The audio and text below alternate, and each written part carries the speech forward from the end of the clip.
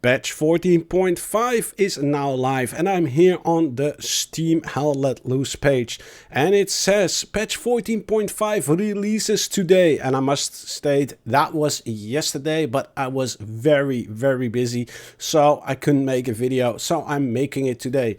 Let me continue. Hey everyone, back into the ruthless darkness of war. We are so excited to see you on the front lines in patch 14.5, battle on the dusk time variant of LLMA, which requires you to adapt a new dynamic.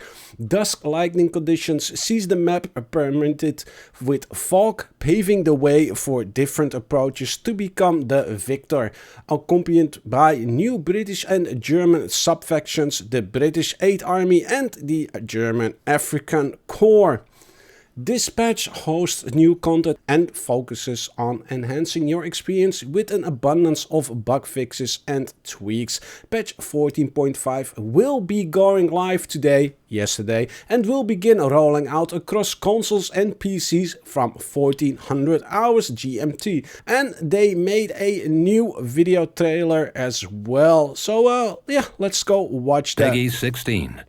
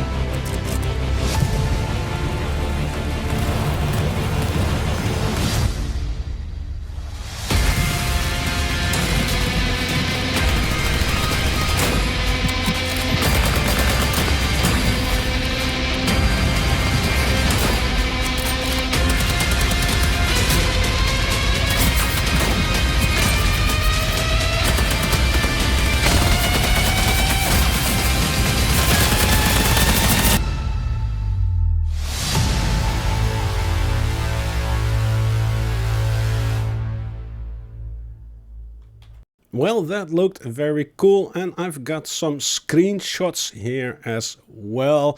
Seems to be the British faction, and these are the Germans. A bridge too far, too dark. We've also implemented drill at night, and it looks very nice with the fog. I love it.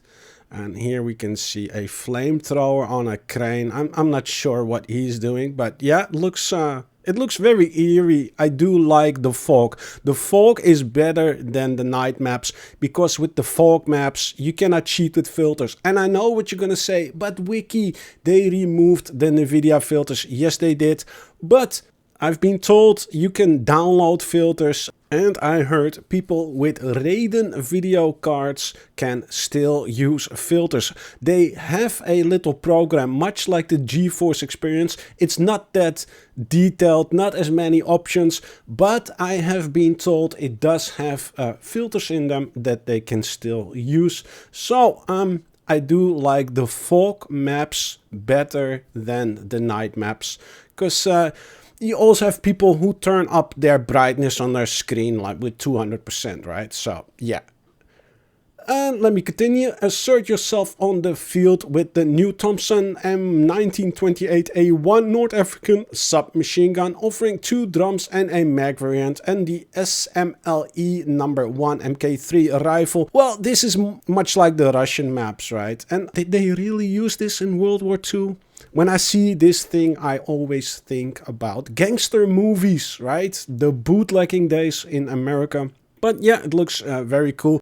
I'm pretty sure it's uncontrollable. Once you start shooting that thing full automatic, I'm pretty sure you have no control over it anymore. And here we have the beautiful SMLE rifle, and the whoever does the graphics, look at the tank. Look at the tank. Why didn't they do this in the first place? Look at this Churchill tank. It looks amazing with the camouflage, with all the little dents and scratches on it. Amazing, amazing. They should have done this from the start. What a mistake to make such an iconic beast of World War II and you did not implement it. I'm so glad they did it now. Here we can see the desert uniform for the English, I guess, and this is the desert uniform for the Germans. These are the camouflage or the P dot uniform for the Germans. They all look very good.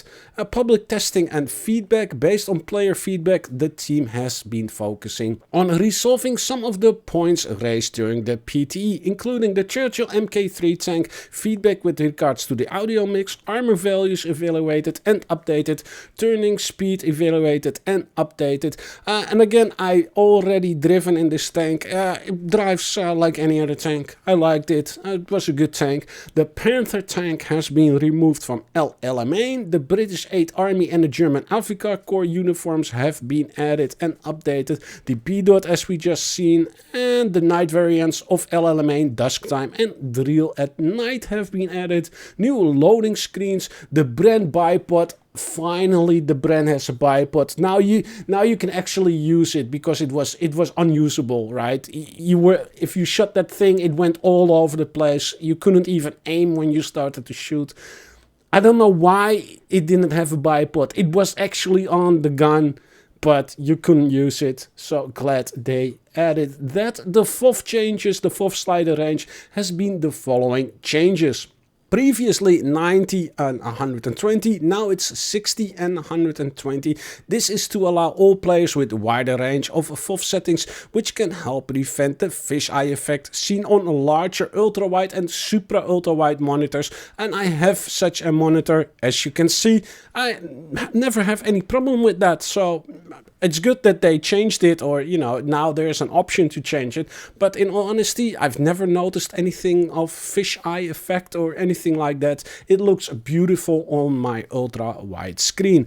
Players should note that the default FOV setting is still 90, so if you wish to change this, you will need to go to your settings menu, and then they added a lot of things. They added the British 8th Army, the German Afrika Corps, the SL. We already covered that. Why are we covering that again? The loadouts between North Africa and Europe, so they made changes in the loadouts, the duck loadouts as well, the British 8th Army uniforms, the British helmets, the German desert helmet and the German desert cap.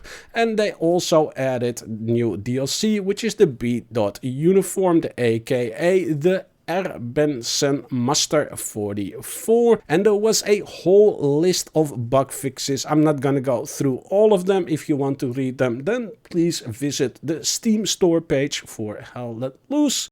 The dev team has been very busy, and that is good to see. But will this result in people coming back to Hell Let Loose or new players buying the game? Because according to the Steam charts, we can see that slowly but surely some people are coming back.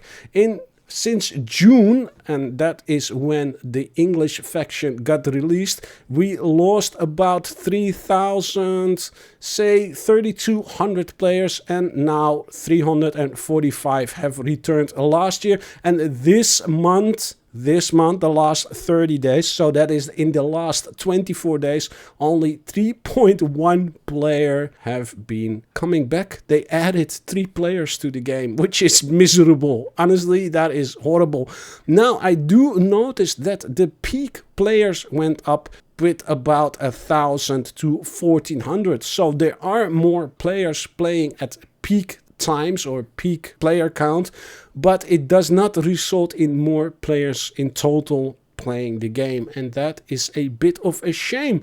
So that was it for this moment, and I hope you enjoyed this video and found it useful. And if you did, then please leave me a like and don't forget to subscribe to the channel.